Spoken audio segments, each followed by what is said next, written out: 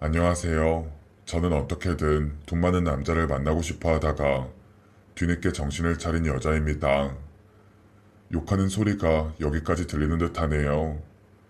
하지만 저도 변명할 게 있습니다. 그렇게 될 수밖에 없는 환경에서 태어났다고 말입니다. 찢어지게 가난했으니까요. 먹을 게 없어서 며칠 내내 굶은 적도 있었습니다. 저는 없는 집에서 살았습니다. 가끔 TV 돌리다 보면 구호단체 광고 나오잖아요. 거기 나오는 애들이 쓰러져가는 집에 살면서 라면 먹는 그런 모습이요. 제가 딱 그랬어요. 어쩌면 상황은 더 나빴죠. 왜 이렇게 됐는지 모르겠지만 부모님의 정신연령이 다른 일반 성인들보다 낮다는 게 제일 큰 원인이라고 생각됩니다. 지금은 두 분 다 보호시설로 들어가서 살고 계시죠. 부모를 원망한 적도 많습니다. 이런 집에서 태어나지 말았어야 했다고 비관적으로 생각했죠. 그런데 제일 화가 났던 건 세상의 시선이었습니다. 이렇게 가난한 집에서 태어난 게 제 잘못도 아닌데 세상은 저희를 냉대했고 차별했으니까요. 그래서 저 악을 쓰고 그런 환경의 집에서 벗어나려고 노력했습니다. 일단 고등학교 때 가출해서 돈을 벌러 다녔습니다. 날라리였냐고요? 아닙니다. 그렇게 노는 것조차 제겐 사치였던 불쌍한 아이였을 뿐입니다. 그런데 이게 아르바이트를 백날 해도 돈이 모이질 않더군요. 다른 사람들은 펑펑 쓰면서 사는 것 같은데 저만 늘 다른 세상에서 사는 것 같았습니다. 그래서 다른 애들 다 대학 갈 때 결심했습니다. 저는 무조건 돈을 많이 모아서 성공할 거라고요. 저는 쉬운 방법을 찾기 시작했습니다. 고수익 알바를 찾아다녔죠. 키도 컸고 날씬했습니다. 거기에 성형수술로 눈하고 코 수술 좀 했더니 얼굴 하나 믿고 살아도 되겠다는 말을 들었죠. 그러고 나니 제 길이 보이더군요. 네, 오로지 저의 목표는 재벌집에 입성하는 것이었습니다. 저는 20살 때부터 재벌집들 망나니들이 많이 온다는 업소에서 일했습니다. 소위 템프로였죠. 워낙 예뻤기에 남자들이 저한테 줄을 섰습니다. 그래서 쉽게 재벌집 며느리가 될 수 있을 거라고 생각했습니다. 하지만 재벌집 남자들 꼬시는 건 쉬워도 시대거락을 받는 그 관문을 통과하는 건 어렵더군요. 술집 며느리를 좋아할 리가 없었으니까요. 재벌집 남자들을 몰색하다가 저는 약간 다리를 쩌는 30대 후반의 남자를 찾게 되었습니다. 그는 재벌집 둘째 아들이었는데 태어날 때부터 몸이 상한 데가 없어서 늘 병원 신세를 졌던 사람이었습니다. 그래서 그 집에서는 거의 없는 취급을 당하는 편이었고 그런 취급을 당하면서 살다 보니 그는 더 망나니처럼 살았던 사람이었습니다. 저는 타깃을 정하고 그 남자를 꼬시기 시작했습니다. 잠자리 몇 번에 그는 저를 쫓아다니기 시작했습니다. 역시나 재벌집 남자를 꼬시는 건 제겐 너무 쉬운 일이었죠. 좀 불쌍했습니다. 사랑을 충분히 받지 못해서 잘한 티가 났습니다. 툭하면 제게 너도 날 떠날 거야? 라고 묻더군요. 그 남자는 누군가를 잘 믿지도 누군가에게 진심으로 사랑을 줘보지도 못한 사람 같았습니다. 그리고 그런 점에서 저와 아주 비슷했죠. 저는 미친 듯이 그 남자를 사랑하는 척 연기를 하다가 갑자기 헤어지자고 통보를 했습니다. 세상 남자들은 나를 놀이개로만 생각해. 나는 늘 진심을 다하는데. 그래서 슬퍼. 이제는 결혼도 하고 싶고 안정적으로 살고 싶은데. 오빠도 마찬가지야. 날 가지고 놀다가 버릴 생각이잖아. 나와 미래를 꿈꾸지 않는 사람하고는 만나고 싶지 않아. 이제는 그만하고 싶어. 그러자 그 남자는 머리를 한 대 얻어맞은 사람처럼 제게 매달리더군요. 제 목표는 하나였죠. 그 남자와 결혼하는 것 말입니다. 그러기 위해서는 저 아니면 안 되도록 밀당을 계속해야 했습니다. 그래서 저는 헤어지자는 통보를 한 뒤 잠적했습니다. 집에서 꼼짝도 안 하고 있었습니다. 역시나 제 예상대로 그는 안달이 나서 저희 집에 찾아왔죠. 술이 잔뜩 취해서 밤새 현관문을 두드렸습니다. 저는 못 이기는 척 문을 열어주었죠. 그러자 그가 내게 달려들더니 품에 안겨서 펑펑 울더군요. 사랑한다고요. 결국 저는 술에 취한 그에게서 결혼 약속을 받아냈습니다. 물론 그게 다 저의 계략이었죠. 저는 이때다 싶었습니다. 이번이 마지막 기회인 것처럼 그 남자에게 올인하기로 마음을 먹었죠. 그러나 그 남자가 결혼하자고 한 말은 한 달도 안 가서 폐기되더군요. 고세를 못 참고 또 다른 여자가 생긴 것이었습니다. 저는 어쩔 수 없이 재벌집 시댁으로 막무가내로 찾아갔습니다. 당신의 아들이 그동안 얼마나 방탕한 생활을 해왔는지 알아야 한다고 말했습니다. 저는 무서울 게 없으니 언론사에도 찾아간다고 했죠. 그러나 재벌집 사모님도 만만치 않더군요. 지금까지 그렇게 찾아와서 협박했던 여자들이 한둘이었겠냐고요. 그러니 애쓰지 말고 돌아가라고, 우리는 눈 하나 깜짝하지 않는다고. 저는 그 말을 들으니 화가 치밀었습니다. 그래, 될 대로 되라식이었죠. 저는 그 길로 경찰서로 찾아갔습니다. 소주 반 병을 벌컥벌컥 마시고 난 뒤였죠. 저는 두툼한 서류 뭉치를 만들어서 손에 들고 있었습니다. 그러면서 그걸 경찰들한테 내리치면서 내가 지금 맨정신에 할 수 없는 비밀을 여기서 터뜨리려고 왔다고 엄포를 놓았죠. 그 서류에는 대한기업 검은 돈의 실체라고 적혀 있었습니다. 그런데 이상한 일들이 벌어지기 시작했습니다. 경찰들이 대한기업이라는 이름을 듣자마자 분주하게 움직이더군요. 제가 가져간 그 서류를 마치 시한폭탄처럼 들고 다니면서 서로 떠넘기기 바빴습니다. 그러더니 결국 제가 있는 자리로 다시 놓여졌죠. 그 문서들은 차차 확인하자고 말이죠. 그런데 놀랍게도 딱 10분 그렇게 앉아 있었는데 재벌 사모님이 나타난 것이었습니다. 아가씨였어? 지금 앙심 품고 나타난 거야? 깡도 세다 세, 술집 여자 주제에. 긴 말 필요 없고 그거 일이네. 어디서 이런 걸 구했는지 모르겠지만 달라는 대로 돈 줄게. 얼마면 되는 거야? 아니요, 저 이 서류 어렵게 구했어요. 제가 순순히 줄 리가 없잖아요. 이왕 이렇게 된 거 이판사판 아니겠어요. 그리고 자꾸 제가 돈 때문에 이렇게 달라붙는다고 생각하시는 것 같은데요. 아니에요. 저 상민 씨 진짜 사랑해요. 결혼하고 싶어요. 그러니까 결혼시켜주시면 그 집 며느리 되는 거고, 이런 걸 제가 가지고 있을 필요가 없게 되는데, 그땐 이건 제가 완전히 폐기시키겠습니다. 약속해요. 사모님은 돈 때문이 아니라는 얘기 때문인지 저를 빤히 쳐다보셨습니다. 저는 그 서류들이 가짜라는 게 들킬까봐 심장이 벌렁거리더군요. 그래도 끝까지 연기를 해야 했습니다. 그래, 그까짓 결혼해라. 어차피 나도 아들한테 정도 없고 그 녀석은 초저녁에 글러먹은 녀석이라 사업 물려주지도 않을 거라 우리는 상관없어. 집에 기생충이 한 명이었는데 이젠 2명으로 느는 거라고 생각하마. 아, 근데 그냥은 안 돼. 세탁기 좀 돌리고 와라. 알았니? 집안하고 대학하고 그 정도의 신분 세탁은 알아서 할 수 있지. 그래야 우리도 어디 가서 며느리 들어왔다고 말하고 다니지 않겠니? 재벌집 사모는 할 말을 다 했다는 듯 그 자리에서 일어서서 바로 나갔습니다. 경찰들이 사모님이 나가자 그제야 고개를 숙이면서 인사하더군요. 그로부터 6개월 뒤 저는 드디어 재벌집에 입성을 하게 되었습니다. 정말 꿈만 같았죠.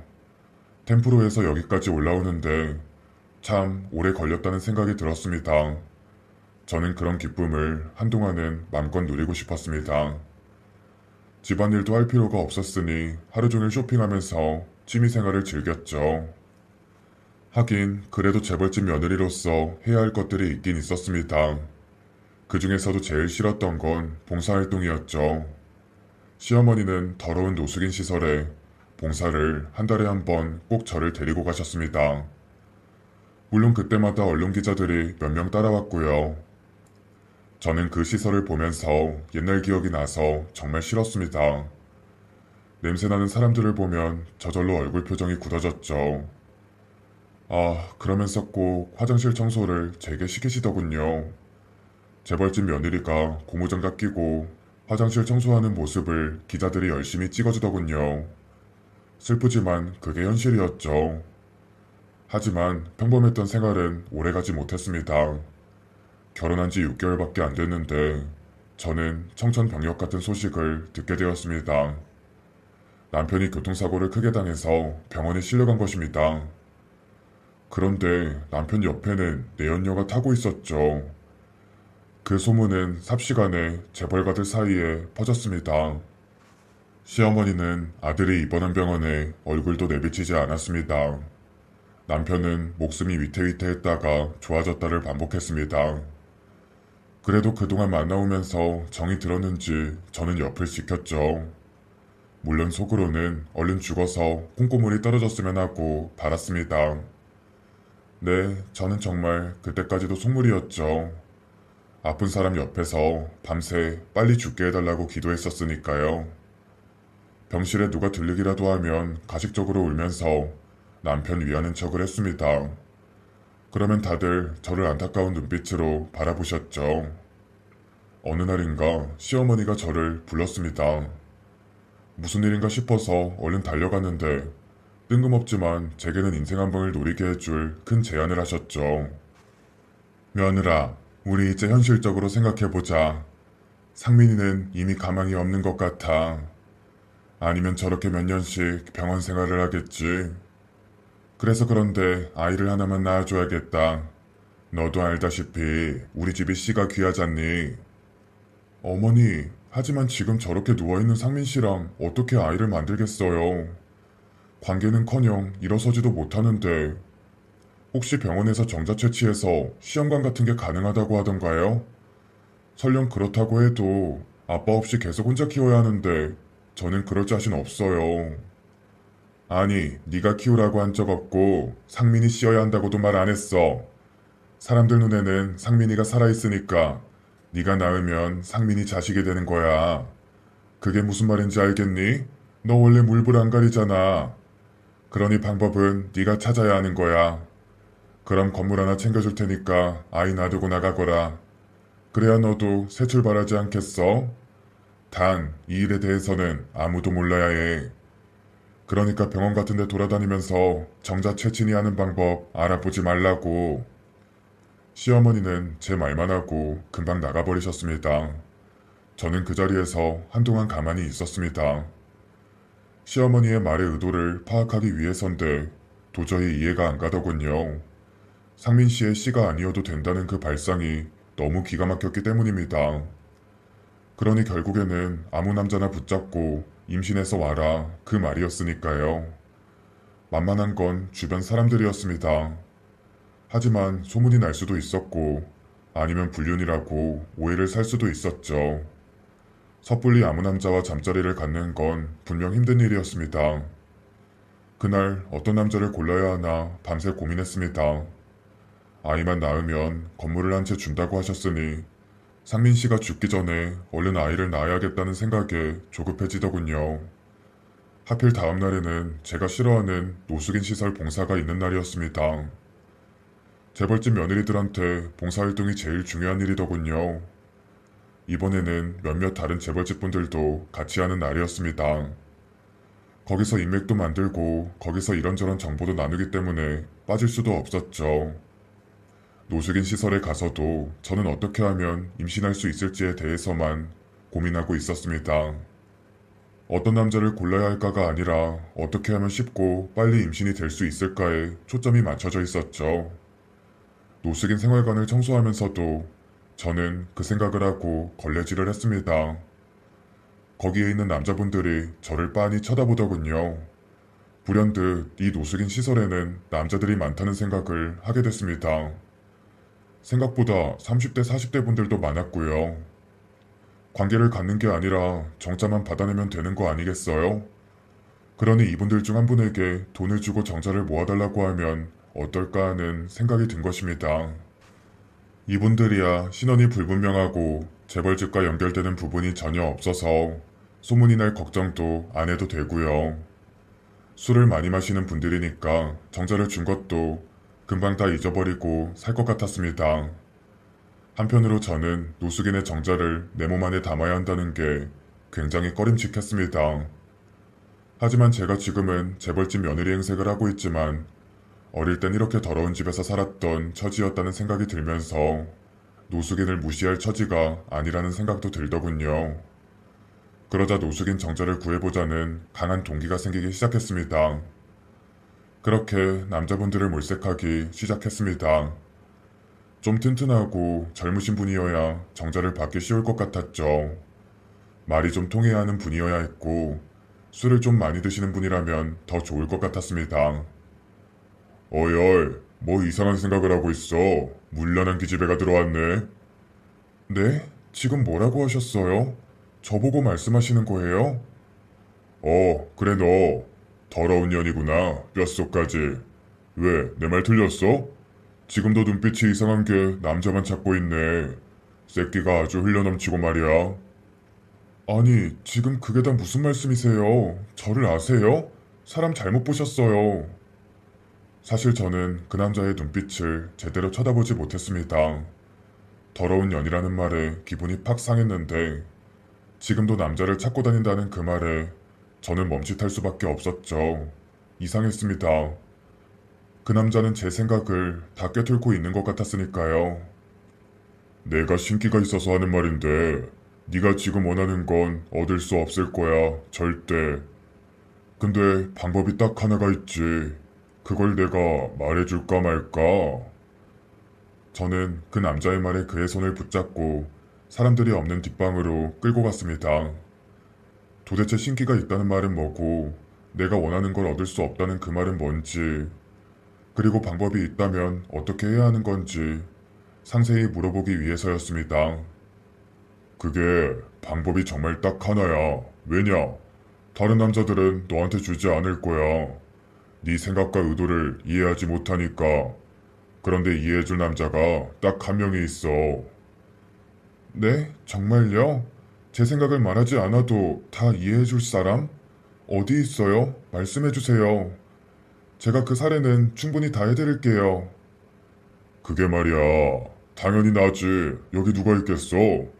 저기 아무 생각 없이 사는 더러운 사람들이겠어? 나로 말할 것 같은데 서울대 나온 수재야. 근데 신기가 있어서 세상을 그냥 등지고 살았지. 머리가 너무 아프니까. 이제 이해가 좀 되지.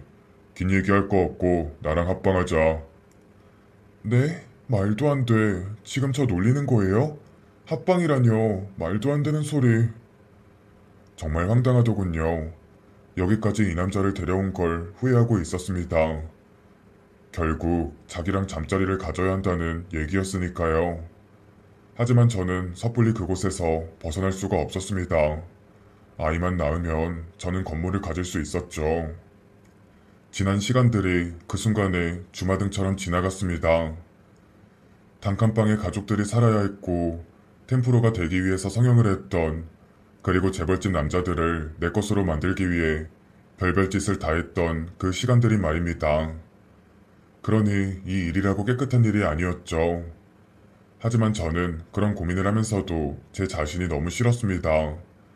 이렇게까지 망가져 있다는 걸 뼈저리게 느끼고 있었죠. 나랑 합방하는 걸 감사하게 생각해. 아니면 나 같은 천운을 가진 남자를 어떻게 만나겠어?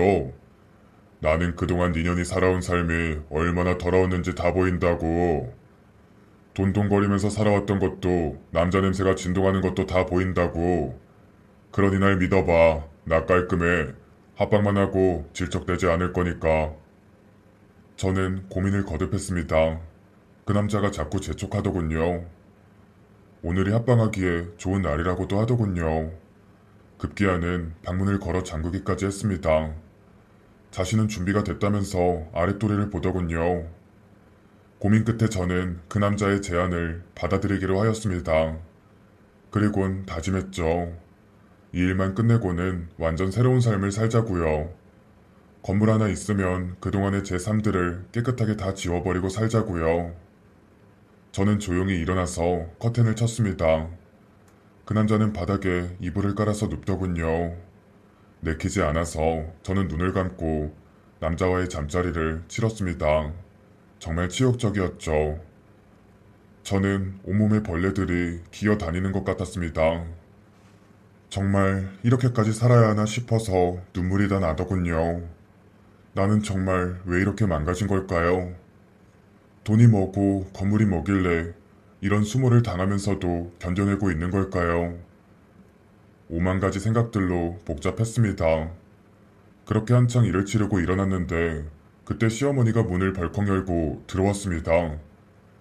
저를 위아래로 훑어보시면서 치를 떠시더군요. 방 안을 둘러보시면서 어머 말도 안 돼, 말도 안 돼. 중얼거리시다가 불같이 달려와서 제 뺨을 때리셨습니다. 너 정말 쓰레기 중에 쓰레기구나.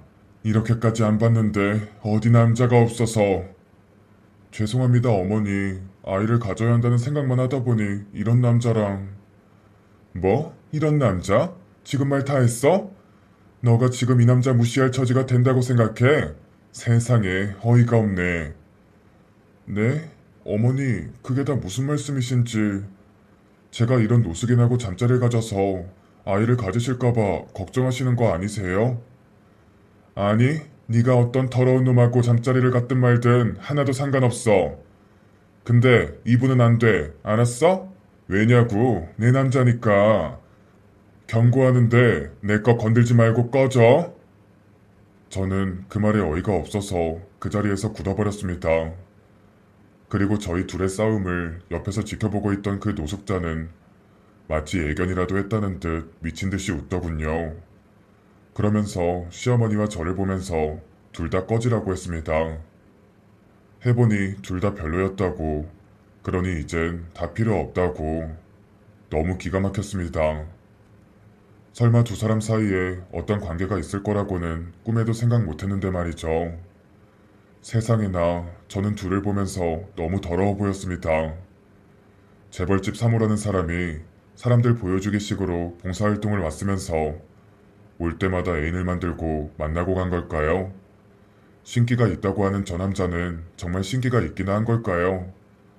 그런데 놀랍게도 그날 이후 저와 시어머니의 관계는 역전이 되고 말았습니다. 제가 시어머니의 약점을 하나 알게 된 셈이었으니까요. 제가 어디 가만히 있을 수 있겠어요? 그걸로 당장 시어머니와 거래를 했죠. 어머님, 그분하고는 도대체 무슨 사이세요? 왜 모른 척 하세요? 그때 분명히 제 뺨 때리면서 내 거니까 건들지 마. 그러셨잖아요. 그렇죠? 제 말에 시어머니는 아무 말도 안 했습니다. 제가 핸드폰 녹음을 하고 있다는 것도 다 눈치를 채고 계셨죠. 아유, 이게 신경 쓰여서 말씀 못 하시는 거죠? 자, 제 핸드폰 녹음기 껐어요. 됐죠? 저는 그냥 진짜 그분하고 어떤 사이인지 궁금해서 그래요. 혹시 상민 씨가 그분 아들은 아니죠? 너 진짜 보자 보자 하니까 그게 말이 된다고 생각해? 내가 언제 그런 얘기를 했다고 그래? 어? 정말 며느리 하나 잘못 들어와서 집안이 쓰레기장이 되고 있어. 그러니까 그거 먹고 떨어져라. 시어머니는 끝까지 시치미를 떼면서 그 남자와의 사이를 부인했습니다. 그러면서 변호사가 미리 준비해 놓은 듯한 건물 등기부 등본하고 매매 계약서가 있더군요. 저는 그걸 손으로 집어들어서 유심히 살펴봤습니다. 위치를 보니 나쁘지 않더군요. 그런데 저는 거기서 멈추지 않았습니다. 왜냐, 저는 시어머니의 확실한 약점을 가지고 있었고 또 하나의 무기를 장착하고 있었기 때문이죠. 네, 무기가 뭐냐고요? 어머니, 그런데 어떡해요. 저 이걸로는 부족하겠는데 어째요? 제가 어머니 애인의 아이를 가져서 이거 보세요. 초음파 사진만 봐도 애가 정말 잘생겼죠? 제 말에 시어머니는 사색이 되었습니다. 아니, 도대체 무슨 사이시길래 그러세요? 아, 됐습니다. 저도 시어머니 사정 이제는 안 궁금해요. 어찌됐든 저는 시어머니와 한 약속을 지켰습니다. 상민 씨 아이를 이렇게 가졌으니까요. 그러니 약속했던 건물 하나는 더 주셔야겠습니다. 저는 그 말을 하고 뒤도 안 돌아보고 그 집을 나왔습니다. 임신은 거짓말이 아니라 진짜였죠. 그 후 10달 동안 태교 잘해서 아이를 낳았습니다. 노숙인의 아이였죠. 그래도 아이는 참 예뻤습니다. 그래서 내가 키울까 하는 생각도 잠시 들더군요. 하지만 역시나 시어머니가 산부인과에 와서는 건물 등기부등본을 또 내밀더군요. 그리곤 바로 우는 아이를 데리고 시댁으로 가버리셨습니다. 저요, 그때 순간적으로 그 건물 말고 아이를 데려올까 하고 생각도 했습니다. 그냥 상민 씨 아이라고 해서 그 집에서 계속 빌붙고 살면 되니까요. 근데 그러고 살면 제 인생이 평생 찝찝할 것 같았습니다. 그 노숙인이 어떤 사람인지도 모르는데 그런 아이를 키운다는 게 말이죠. 그리고 시어머니를 통해서 본 재벌집은 가난한 사람들의 삶보다 더 추잡하더군요. 안 그런 척 시치미를 떼고 있을 뿐 그 안에서는 별의별 일들이 벌어지고 있겠다는 생각이 들어서 도망치고 싶었습니다. 그러니 그 집안은 언제 무너질지 모르는 모래성과 같은 곳이었죠. 저는 이후 이혼을 하였습니다. 남편은 저와 이혼한 뒤 얼마 안 있어 죽었더군요. 참 남편도 안 됐죠. 재벌집 아들로 태어났으면 금수저를 안고 태어난 것인데 그럼 다른 사람들이 부러워할 만한 삶을 살아야 하는데 한 번도 부모님의 사랑을 받아보지도 못한 채 그렇게 허망하게 죽고 말았으니 그런 생각을 하면 재벌집 사람들이 하나도 부럽지 않게 느껴졌고 그래서 그곳에서 깨끗하게 발을 뺄 수 있었죠. 네, 저는 완전히 그 집과 인연이 안 닿을 만한 곳으로 이민을 준비하고 있습니다. 이제는 완벽히 새 삶을 찾고 싶으니까요. 가끔씩 저는 일부러 신문을 사다가 살펴봅니다. 노숙자 시설 봉사활동 다니고 있는 시어머니 사진을 보기 위해서죠. 그러면 제가 그들의 세상에서 잘 도망친 것 같은 기분이 든답니다.